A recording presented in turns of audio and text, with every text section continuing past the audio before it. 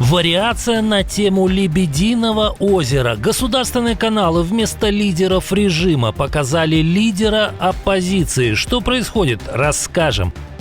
Трамп обещает разобраться с российской угрозой, но пока взялся не только за Гренландию. Хозяин Белого дома обвиняет еще одну страну, а в другую не прочь ввести войска. В России без тепла оказался очередной город и встали несколько стратегических заводов. Причем тут вооруженные силы Украины. После ожесточенных боев перемирия враги договорились, причем без посредников. Неужели такое возможно? Москва снова угрожает соседям. Независимость бывших союзных республик поставлена под сомнение. Центральную Азию и Кавказ хотят снова загнать в империю. Главный союзник Кремля недоволен его бездействием и подозревает предательство. Новая игра Путина может оказаться последней. Как диктаторы в проруби плавали, Кремль поймали на лжи, а Минск на неуважении к традициям. Об этих и других событиях к вечеру понедельника, 19 января. Самые важные и срочные новости в эфире. Нехта. Украина, Россия, Беларусь и мир. Быстро, четко, по делу.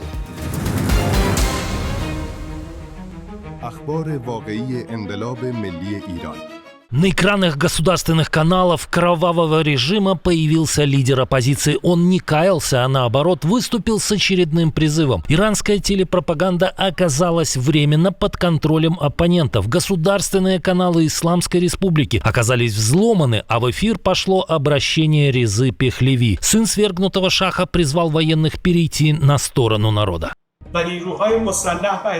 У сотрудников государственных учреждений, вооруженных сил и сил безопасности есть шанс присоединиться к народу и встать на сторону нации, или встать на сторону убийц народа и навлечь на себя вечный позор и проклятие нации. Тем временем жестокость режима перешла все границы. По данным иранских врачей, во время массовых протестов в стране могли погибнуть не менее 16,5 тысяч человек. Число раненых вообще не укладывается в голове. The Times со ссылкой на отчет медиков, работавших на местах, пишет о 330 тысячах пострадавших. Медики утверждают, в этот раз силовики стреляли не резиновыми пулями, а боевыми. Людей убивали выстрелами в голову, шею и грудь. Это совершенно новый уровень жестокости, говорят авторы доклада. По их словам, от шока плакали даже врачи, работавшие на войне. Россия снова угрожает соседям, в этот раз устами того, кого некоторые называют любимым философом Путина. Все территории, которые мы не поставим под свой контроль, они не останутся нейтральными, они не останутся такими милыми, тихими Швейцариями, они станут форпостом других полюсов, и в первую очередь более конфликтного полюса США. Александр Дугин публично поставил под сомнение суверенитет целого ряда бывших республик СССР. По его словам, эпоха национальных государств закончилась, а все территории вокруг России должны сделать единственно правильный выбор. Нельзя согласиться с существованием суверенной Армении, или суверенной Грузии, или суверенного Азербайджана, суверенного Казахстана, суверенного Узбекистана, Таджикистана, Киргизстана. Ничего суверенного в этой новой модели существовать не может. С похожим заявлением недавно выступил Владимир Соловьев. Правда, после тех слов заслуженный пропагандист куда-то пропал из эфира. А отдуваться за него пришлось даже Марии Захаровой. Но, похоже, новую кремлевскую методичку получил не только Соловьев. 20 лет предупреждений и 0 результата. Трамп снова заговорил о Гренландии, точнее, написал. НАТО на протяжении 20 лет твердит Дании: вы должны устранить российскую угрозу из Гренландии. К сожалению, Дания ничего не смогла с этим поделать. Теперь пришло время, и это будет сделано. Но виновата не только Дания. В своем стремлении заняться Гренландией Дональд Трамп обвиняет и еще одну страну. Об этом говорится в письме президента США премьер-министру Норвегии, копия которого оказалась у Bloomberg. Хозяин Белого дома написал, что больше не чувствует обязанности думать исключительно о мире, поскольку, по его словам, ему не дали Нобелевскую премию за прекращение 8 войн. Дальше еще жестче. Трамп заявил, что теперь будет думать только о том, что правильно для Соединенных Штатов, и напрямую связал безопасность мира с полным и тотальным контролем США над Гренландией.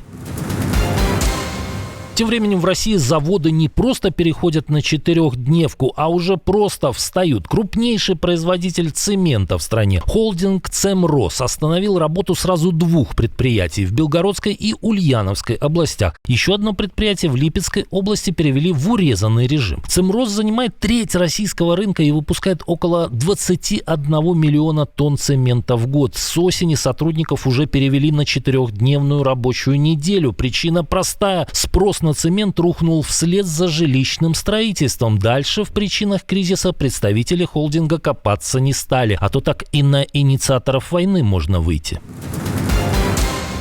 Самый влиятельный союзник Кремля начал подозревать, что его надули. Китай оказался застигнут врасплох американской спецоперацией в Венесуэле, в результате которой был похищен Николас Мадуро. Как пишет The Times, в Пекине шокированы не только действиями США, но и поведением России. Москва, зная о готовящейся операции, не предупредила Китай даже после начала эвакуации российских дипломатов из Каракаса. Во время операции российские комплексы С-300 и Бук-М2 в Венесуэле не работали. В Китае это вызвало вопросики. Источники издания утверждают, что в Пекине допускают, отключенная ПВО могла быть не случайностью, а признаком закулисного взаимодействия Москвы и Вашингтона. А на кону оказались крупные китайские интересы. КНР вложила около 9 миллиардов долларов в нефтехимию под венесуэльскую нефть. The Times пишет прямо: в Китае все громче звучат сомнения в надежности Кремля как союзника. Союз с Москвой становится неудобным и асимметричным, и Пекин все активнее ищет альтернативы, в том числе на Западе.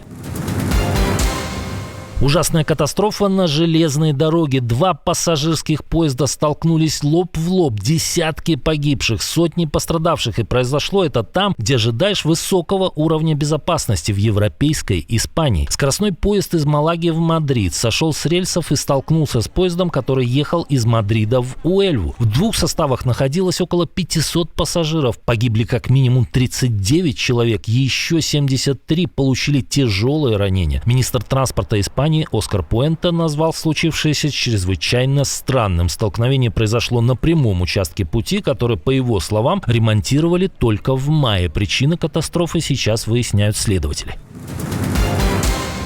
Боевые действия остановлены. Новые власти Сирии и курдские вооруженные формирования договорились о прекращении огня после боев за стратегический город и электростанцию. Президент Ахмед аш-Шараа объявил о подписании соглашения с курдскими сирийскими демократическими силами. Решение приняли на фоне резкого обострения. Спустя год после свержения Башара аль-Асада в стране снова вспыхнули боевые действия между теми, кто ранее боролся с диктатурой. Бывшие повстанцы, являющиеся теперь правительственными войсками, вытеснили курдские силы из города Эт-Табка, где расположена плотина и крупная ГЭС. Объект стратегический, он дает свет целому региону. Новые власти заявили, что перезапустят станцию и восстановят электроснабжение. Документ также предусматривает интеграцию курдской администрации и ее вооруженных формирований в государственные структуры Сирии.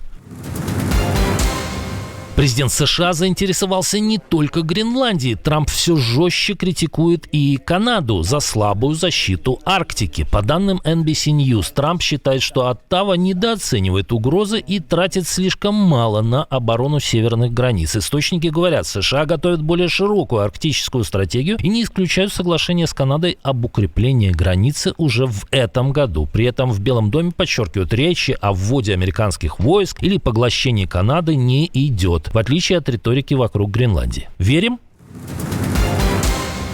Еще один российский город остался без тепла, и украинские обстрелы тут ни при чем. Эстафету у прифронтовой Белгородской и Уральской Челябинской областей приняло Подмосковье. В Чехове уже 3-й день жители сотни домов сидят без отопления и горячей воды. Аварии произошли сразу на нескольких центральных тепловых пунктах. Остановилась котельная номер 2. Без тепла остался 101 дом. Добрый вечер. Обогреватель привезли? Да, хорошо. Власти экстренно открыли горячую линию, начали ставить тепловые пушки в подъездах, раздавать обогреватели и развернули пункты временного размещения. Добрый вечер, уважаемые жители. Восстановительные работы все завершены. Сейчас котельная работает исправно. Чиновники рапортуют, но жители рисуют другую картину. Даже там, где власти отчитались от подключений, тепло доходит с перебоями или не поднимается на верхние этажи. Люди сообщают о новых прорывах. Следственный комитет возбудил уголовное дело о халатности. Проверку начала и прокуратура. Будут разбираться, как ремонтировали сети, куда ушли деньги и когда реально вернется тепло. Но главное, чтобы следствие не вышло на того, кто системно сокращает финансирование коммунального хозяйства, отправляя все больше денег на войну, а эти люди сидят в Думе и Кремле. Возможно, замерзающих жителей Чехова, Белгородчины и других российских городов согреет вот это видео. Целый ряд прокремлевских ресурсов разместили этот ролик вместе с сообщением, что Владимир Путин традиционно окунулся в проруби на Крещение.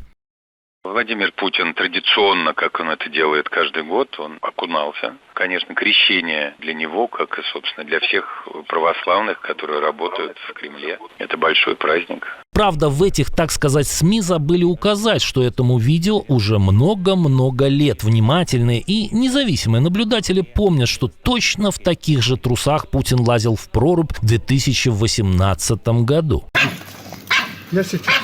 А вот неверный вассал Москвы Лукашенко в какой-то рубашке, напоминающей смирительную, решил показать, что он все еще в форме. Но и тут диктатор продемонстрировал, что правила и традиции его не касаются. Вместо священника у проруби появился шпиц-умка. Вместо трехкратного окунания одно, а вместо крестного знамения несменяемый правитель поправил остатки волос на голове.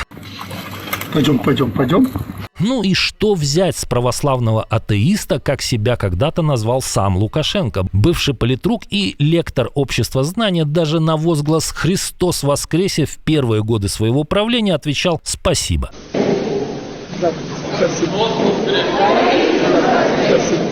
Кстати, помните, спецпосланник Трампа сам признался, что передал Лукашенко чудо-инъекции для похудания. Но, похоже, на диктатора эти заморские уколы не действуют. Или я сгущаю краски. А в прошлом выпуске мы вам рассказывали о внезапном отъезде контингента одной из стран Европы из Гренландии и о том, кто предъявил территориальные претензии к США. О том, какую огромную сумму нужно перевести, чтобы войти в Совет мира под руководством Трампа. И о том, что Путин теряет вес в глазах ключевых мировых игроков. Посмотрите, если не видели, подписывайтесь, чтобы не пропустить ничего важного. Увидимся уже утром.